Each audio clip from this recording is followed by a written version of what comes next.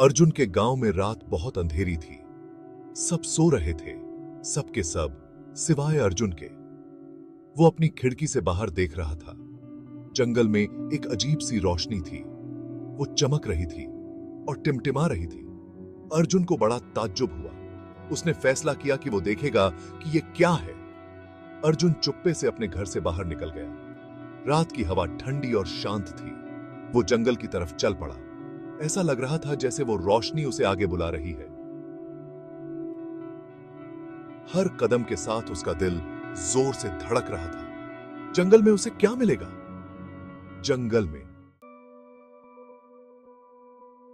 जंगल बहुत अंधेरा और डरावना था, लेकिन अर्जुन चलता रहा। वो उस रोशनी के पीछे पीछे एक खुले मैदान में पहुंच गया। वहां बीच में एक बहुत बड़ा पेड़ था। उसके चांदी जैसे पत्ते थे जो चांदनी में चमक रहे थे। और वहां उस पेड़ के नीचे एक चमकता हुआ एमुलेट पड़ा था। एमुलेट एक गर्म रोशनी के साथ धड़क रहा था। अर्जुन ने आगे बढ़कर उसे छू लिया।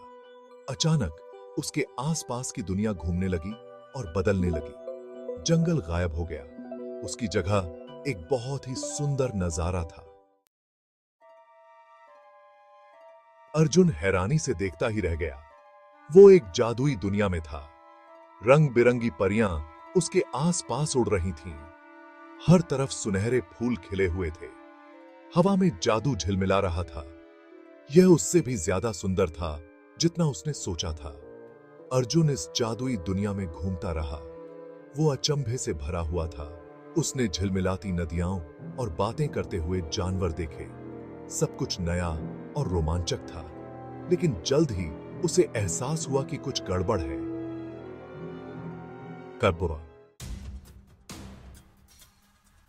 अर्जुन का सामना एक बुद्धिमान बूढ़े मैजिक गर से हुआ। मैजिक गर बहुत उदास था। उसने अर्जुन को बताया कि एक दुष्ट राक्षस उनकी दुनिया को परेशान कर रहा है। राक्षस बहुत ताकतवर और खतरनाक था।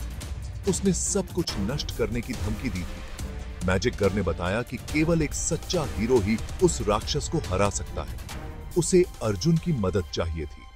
उनका मानना था कि अर्जुन ही चुना हुआ था। क्या अर्जुन इस चुनौती का सामना करने के लिए पर्याप्त बहादुर होगा?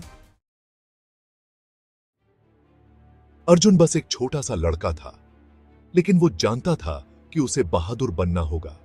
मैजिक गर ने उसे एक तलवार और ढाल दी। उन्होंने अर्जुन से कहा कि एमुलेट उसे ताकत देगा।